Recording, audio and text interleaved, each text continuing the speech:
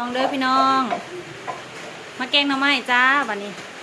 ผู้สาวกำลังตำข้าวเบื่ออะไรก็ไม่รู้เอาคือขาสั่นหิ้วเขาบัดนี้คือก็ว่ากินเลยอ้าวมือขาสั่นมันจะหิ้วเขา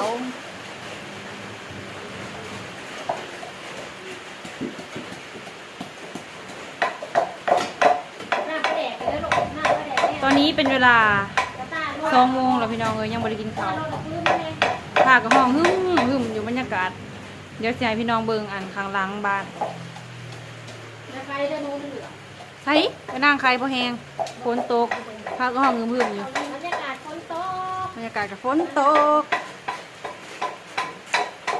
กาแฟ ก็จะแซ่บเนาะพอตำข้าวเบื่อคนเลือยัง คนเลือหาเนาะ คนไม่แกงลงมาเนาะเป็นกาแฟ แต่ว่าคนมาจาก น้ำเอาละจะได้คนละน้อยหนึ่งเด้อลงมาน้ำร้ายไปได้โอเคเอ้า เดี๋ยวใส่ข้าวเบื่อลายมันเดินมันตัวโพดกับประเสริฐ สวยไหม ใส่ใบยะนางเกี้ยวๆเลยพี่น้องเลยใส่กวก3 ดอก เม็ดสักหน่อย เฮ็ดกวก3 ดอกแล้วก็ทีนี้ ป้าย อดมะละขี้บ่แม่นยอดหมากมะละขี้นก หมากมะละแล้วก็ พี่หล่อไม่พอพริกล้อน้ำพี่น้อง แล้วก็ลูกโดด แซ่บแฮงว้าวน่ากินนะพี่น้องเนาะมาเด้อมากินข้าวเที่ยงกันเด้อพี่น้องเด้อเสียงกะสิบ่ค่อยดังเด้อเพราะว่าเสียงคนน่ะมันกลบเสียงคนเว้าเบิดคนโตกแห้งล่ะ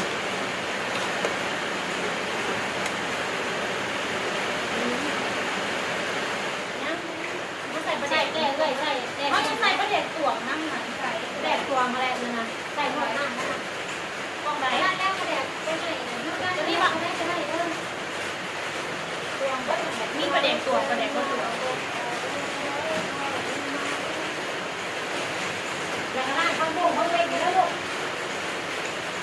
ก็จะเอาการเงินแรก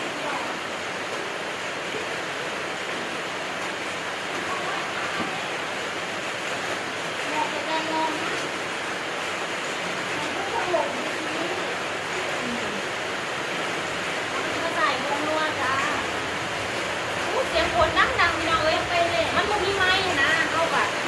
เสียงเข้าไปถึงโบราณเนาะมันเสียงฝนสบายเขานะได้ยินอยู่บ่แล้วเนี่ยที่จะเสียงฝนแค่เขาเอื่อยแล้วเข้าแล้วมันไม้มันจะไปอยู่นี่พวกเราเลยไม่สูดไม่สูดอ๋อยังคือมันยิ้วเก่าอ่ะอันนี้นะไปเก็บมันจะใส่ยายเก็บเนาะเก็บมันจะใส่ว่ะงานอะไรงานคนน้องเยอะคนเบอร์ไอจะเป็นอันพักอันแยงหน้าเด้อพี่น้องพี่น้องเลยเดี๋ยวจะบวงพี่น้องมาบกสมองก็หรือว่าพี่จะยิ้วเขาดูนี่นี่อันแยงหน้าหอมหอมหอมแยง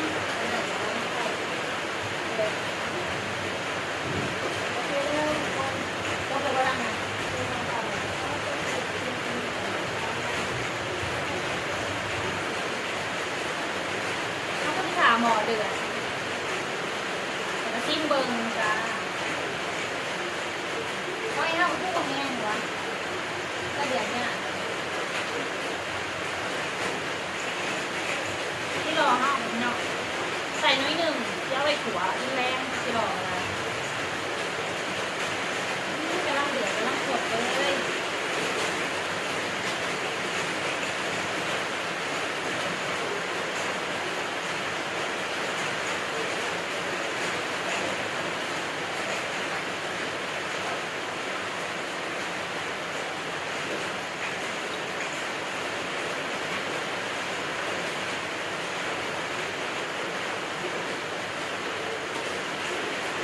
บอกกันด้วยว่าภาพเนี่ยเลี้ยงนะบอสเวลาผัดบอสเนี่ยใส่บอสน้ำตาลนะให้น้ำตาลอยู่บอสน้อยหนึ่ง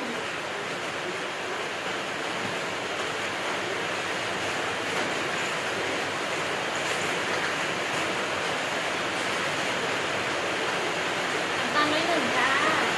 ตกเค็มป้าเพลงเสียงดังแบบเนี้ยวนขนาดเพลงพี่น้อง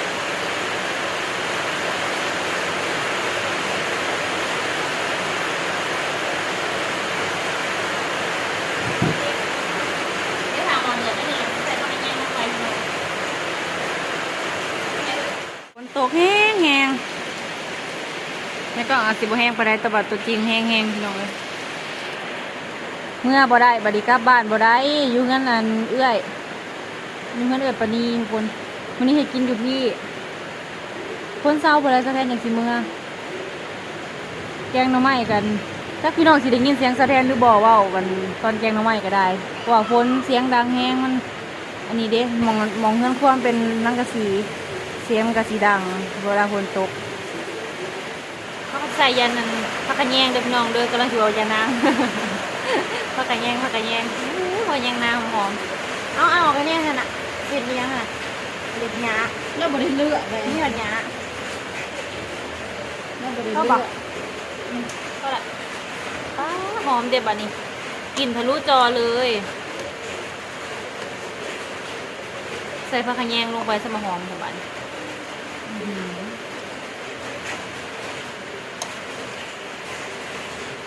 แกงหน้ำมันกินตอนเที่ยงพี่น้องมาเด้อมาอยากตามมาเลยจ้า บร พี่ ร กัด ยากาศบนตรง พี่ นี้ กัด นะ พี่กัดจะใส่ บ้าน บ้าน คุณพี่สุปณี พี่กัดกับบ้านนันไว้เด้อพี่น้องมาเลย ตามมาเลยจ้าพะยา เรียบร้อยพร้อมเสิร์ฟพร้อมรับประทาน ไปกินกันเลยจ้า พี่น้องเอ้ย ไป เป็นยัง แซ่บเพิ่น หมอโทรศัพท์น่ะนั่นน่ะ มันสิตาย มันเบิดบ่อ เออเลย จะแซ่บนะทุกคนว้าว ไม่ได้แบบคือ พร้อมรับประทานจ้าปาไปกินกันเลย ร้อยจีบกันนี่เด้เห็นอยู่ถ้าแบบก็เฮาพี่เอาเขาเดียวน้ำเอาไม่เอามั้ยมันก็น้ำมันเด็ดนะใช่เราพูดที่เขานะเดี๋ยวจะกินเนี่ยจะกินข้าว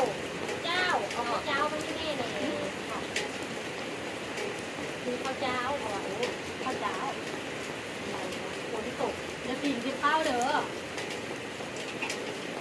แล้วมันก็หนาเด้อมันมืดนะแกเด้อข้าวเด้อพี่น้องเด้เนี่ยเนาะรวมกันได้ครับว่าก็จะลองบอก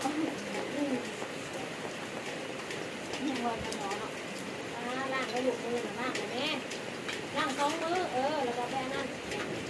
ถ้าแม่แล้วก็ปิดย่นกันเลยปิดหลังเอาไว้ที่ก่อนแล้วก็เข้าไปที่ย่นแบบนี้มาปูลองละปาด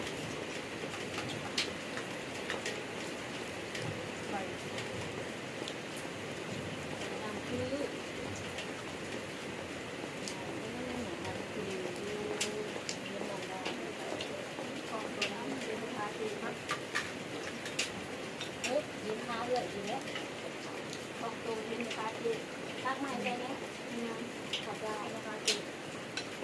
บดามาได้บวกได้บวกได้ยังเอาตัวมาเลยใส่ถุงแนวอะไรยิงเราใส่ติดน้ำเอาไว้ใส่ติดเราปกติลงเอ้ยเราเดียวกันเดียวกันมา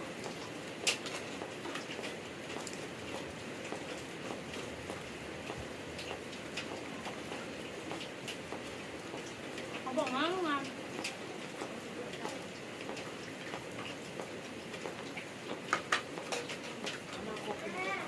จะหันมาใส่ไหนจะเอาตัวนั้นลูก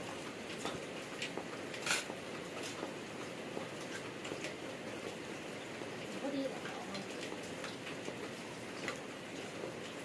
แม่กินมาแล้วมันได้กินออกมันไม่กินไปจะบอกให้มันนอนแล้วมันนอนแล้วไข่เนาะไข่วันนี้กระตุกไข่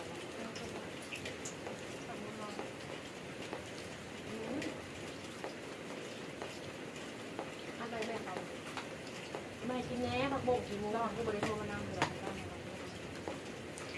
โทษ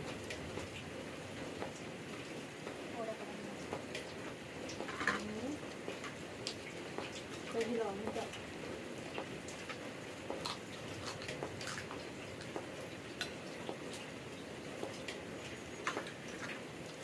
ยังไงอยากให้พี่น้องเบิ่งน้ำพี่น้องเอจีเพิ่นแห้งว่าพี่ยังก็อยากให้เบิ่งน้ำแม่พี่น้องเอ้ยพี่ยังเห็นยังอยากให้เบิ่งวัด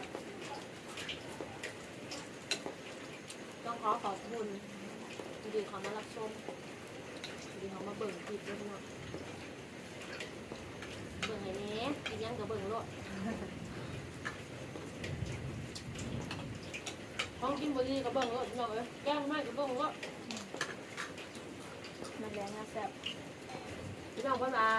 ต้านเพิ่นมีแนวกินดีนี่ให้เป็นหมู่เบิ่งแกงหน่อไม้ก็อยากให้เบิ่งกินมะเขือก็อยากให้เบิ่ง เอาละน้อยพี่น้อ มั ง นจะแซ่บได้พี่น้องเลยหนักป่นมะเขือก็แซ่บ บอกอาหารมันหมักไฟหมักมันแซ่บของคนทำมันบ่เท่ากันคนเลยเมื่อเขาหมักตอนเราแซ่บนี่เราเป็นผืนหมักไม่เท่าด้วย เพิ่นอยู่ในเมืองเพิ่นก็กินแล้วเอาอยู่บ้านนอกก็กินได้เนาะ เขาหมักเลย เริ่มหนักไป แค่ที่เจอ เริ่มมะเขือมะเขือให้แซ่บ